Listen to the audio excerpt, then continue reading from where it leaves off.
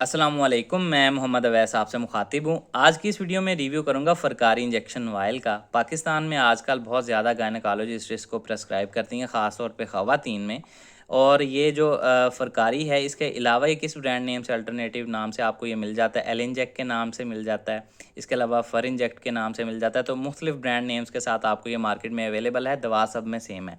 तो आज हम लोग बात करेंगे कि इनके फ़वाइद क्या हैं, इनके नुकसानात क्या होते हैं, तरीका इस्तेमाल क्या है, किन किन अफराद में इसका यूज़ किया जाता है और किन किन मसाइल में होता है, और किन अफराद को इसका इस्तेमाल नहीं करना चाहिए। ये सारी डिटेल इंशाल्लाह इस वीडियो में मैं आपको दूंगा। लेकिन उससे पहले आपसे गुजारिश है, अगर आप चैनल पर नए हैं, वीडियो को लाइक कीजिएगा और चैनल को भी सब्सक्राइब कर लें।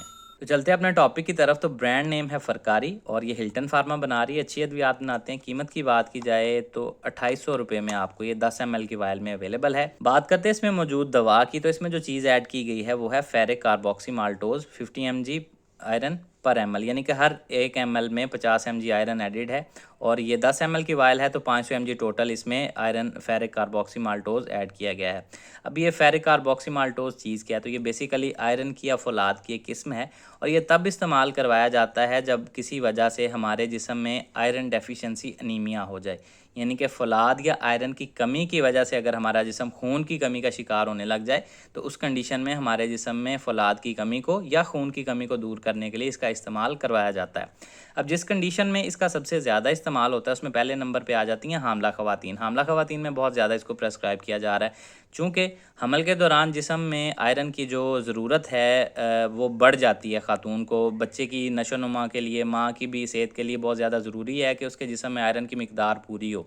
अगर वो मिकदार कम हो जाती है, वो ऐसी खुराक नहीं ले रही, या किसी वजह से डाइट कंप्रोमाइज़्ड है, या वैसे ही वो डाइट अच्छी नहीं ले रही, जिसकी वजह से उसका जिस्म आयरन डेफिशिएंसी का शिकार हो रहा है और उसकी वजह से उसका एचबी लेवल लो हो गया है, रंगत पेल होगी, हाथ पांव सुन्न होते हैं, चक्कर आते हैं, कमज़ोरी, थकावट, सुस्ती फील करती है, जो कि एचबी लो होने के या खून की कमी की अलामात होती हैं, उसमें इसका इस्तेमाल करवाया जाता है ताकि उसके एचबी लेवल को मेंटेन किया जाए या बढ़ाया जाए, या कम से कम उसको स्टेबल रखने के लिए इसका इस्तेमाल करवाया जाता है ताकि खातून के जिस्म में खून की कमी ना हो, जिसकी वजह से वो भी सेहतमंद रहे और आने वाला बच्चा भी सेहतमंद हो।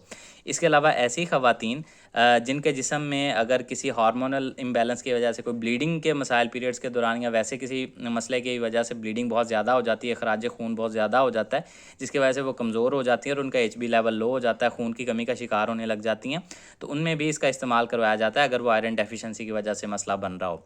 इसके अलावा अगर आपको कोई चोट लग जाती है, कोई एक्सीडेंट हो जाता है, या जरियाने खून यानी कि खून बहुत ज़्यादा बह जाता है किसी वजह से, जिसकी वजह से जिस्म खून की कमी का शिकार हो जाए, तो उसमें भी इसका इस्तेमाल करवाया जाता है खून की कमी को पूरा करने के लिए। इसके अलावा जो डायलिसिस वाले पेशेंट्स होते हैं, किडनी के पेशेंट होते हैं, गुर्दों के मरीज़ होते हैं, उनमें भी अक्सर खून की कमी को पूरा करने के लिए इसका इस्तेमाल करवाया जाता है।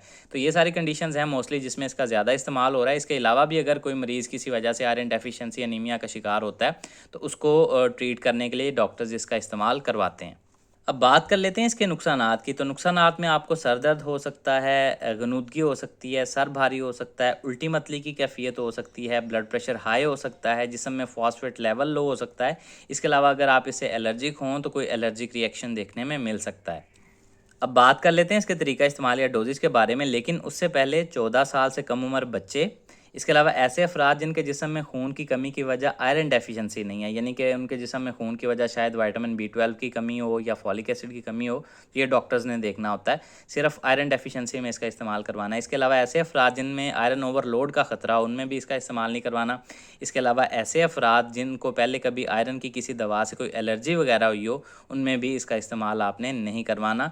तो ये डॉक्टर्स खुद ही चेक कर लेते हैं, वो आपकी हिस्ट्री वगैरह ले लेते हैं, इसलिए ये खुद से इस्तेमाल करने वाली दवा नहीं है। खुद से कभी भी आप इसका इस्तेमाल ना करें। लगाने का तरीका इसका ये है कि अक्सर 500 mg से लेकर 1000 mg का इस्तेमाल करवाया जाता है एक वीक में, यानी कि ज़्यादा से ज़्यादा 1000 mg, यानी कि 2 ड्रिप्स आपको एक हफ्ते में लगाई जा सकती हैं, या आपकी कंडीशन पे भी डिपेंड होता है बाज़ औक़ात कि आपको कितनी डोज चाहिए। तो आपके डॉक्टर्स फिर आपको रेकमेंड कर देते हैं। इसका एक वायल को आप डाइल्यूट करेंगे 100 ml की एक NS की ड्रिप में, और उसमें डाइल्यूट करके आपने स्लोली लगाना है, या जिस तरह से आपके डॉक्टर्स आपको रेकमेंड करें उस तरह से आपने इसको लगाना है। तो ये सारी डिटेल थी जी फरकारी इंजेक्शन से रिलेटेड। उम्मीद है आप लोगों को पसंद आई होगी। इससे रिलेटेड कोई सवाल है कमेंट सेक्शन में आप मुझसे पूछ सकते हैं। अपना ख्याल रखिएगा। अल्लाह हाफिज़।